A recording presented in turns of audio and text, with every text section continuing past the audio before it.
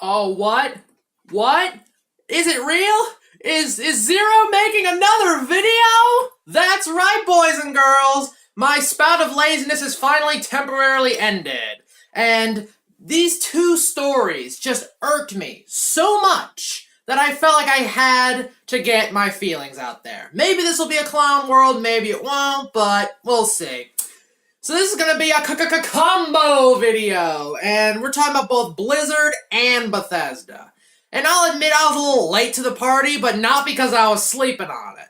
I was waiting for all the info to come out on these things. I feel like we have most of what we need to know is already out there. Especially for Bethesda. Which is a big yikes on their part. But we're gonna start with, do you not have phones? Blizzard. Or should I say Activision Blizzard? A lot of people actually don't know that Blizzard is owned by Activision. And when you realize that, their decisions make a whole lot more sense. Overwatch's botched matchmaking and general culture make a lot more sense when it's not run by Blizzard, but by Activision. I mean, it's taken almost a year to recognize the F-tier heroes like Mei, Doomfist, Sombra, and finally give them a buff. More than 100 days of "we need mercy" before she was finally nerfed into something more balanced. More than a year after her hero release, Ana finally got an aim assist on consoles. These are just a few things the developers failing to recognize balance issues quickly and fix them properly. It should also be It should not have taken them over a year to give Ana allied aim assist on consoles. We're gonna make a public test region, they said. We'll make radically changed heroes and experiment them with the changes, they said. So far, PTR is basically just a warning that these changes are gonna go live in 2 weeks, so get used to it.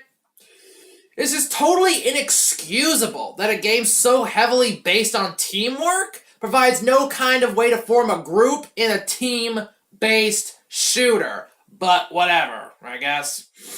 Competitive just is not fun, and any competitive Overwatch player will tell you that. If you play it how you're meant to, that is. Constantly trying to be flexible for an endless stream of DPS is not fun. Asking Pharah to switch because Soldier and Zenyatta are countering her and getting a "no, I don't want to switch" is not fun. Getting 5 mains of the same class in one game is not fun. Loot boxes! I don't think I need to divulge any more about that, just loot boxes. Play the game is broken. It's a meme at this point. And my personal biggest gripe with it is that Deadeye has not been fixed since the beta, which is a shame since McCree is in fact best boy at me. But anywho, so that's Blizz Xion in a nutshell now, and with Diablo Immortal, Activision is teaming up with Chinese NetEase to straight up reskin a Chinese mobile game named Crusaders of Light with Diablo characters. I'm not even kidding. That is what Diablo Immortal is. A Chinese reskin. For sale in China, which will eat it up. Cheap cash grab for the Chinese mobile market at our expense. Because the game will go forward, and the suits will see that it's made its money, and more will probably be made with Blizzard IPs.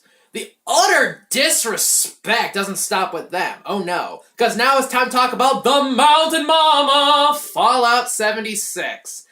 The initial reveal of Fallout 76 was kind of tepid, I'll admit. No one really knew what this game was supposed to be, and Bethesda didn't really know what to say about it either. But regardless, the initial marketing was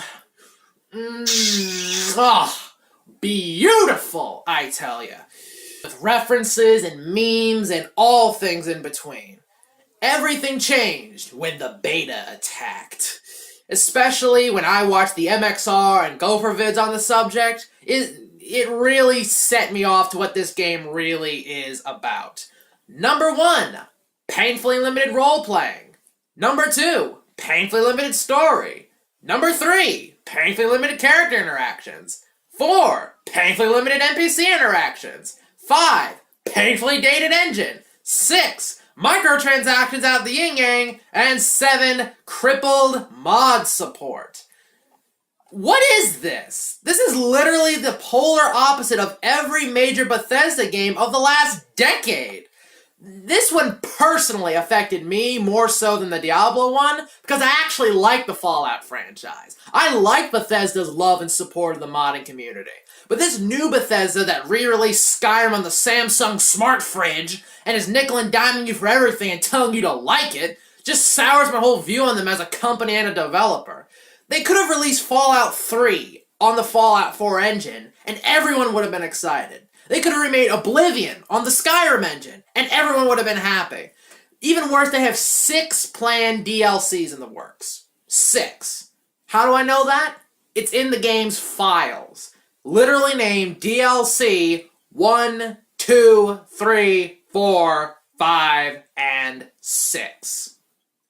Yes, really. But that's not the biggest question of all this. It's, who is gonna play this? Now that Red Dead Redemption 2 is already out. Who's gonna play this now that Smash is just around the corner? Kingdom Hearts 3 is just around the corner. This game is gonna be dead on arrival, and the worst thing about it is that it didn't need to be like this. The game is apparent to everyone as a recycled cash grab made as cheap as possible for maximum returns. Diablo Immortal, cheap as possible, maximum returns. The reason I wanted to put these two games in one video instead of two is that it's the same story. The story of the modern gaming industry. Where it is now, where it's headed in the future, if nothing changes. But I hope you liked that video. Let's hope that my spout of laziness will be overcome and I'll be making some more videos. I think I'll put this in Clown World, that's for sure, because, yeah.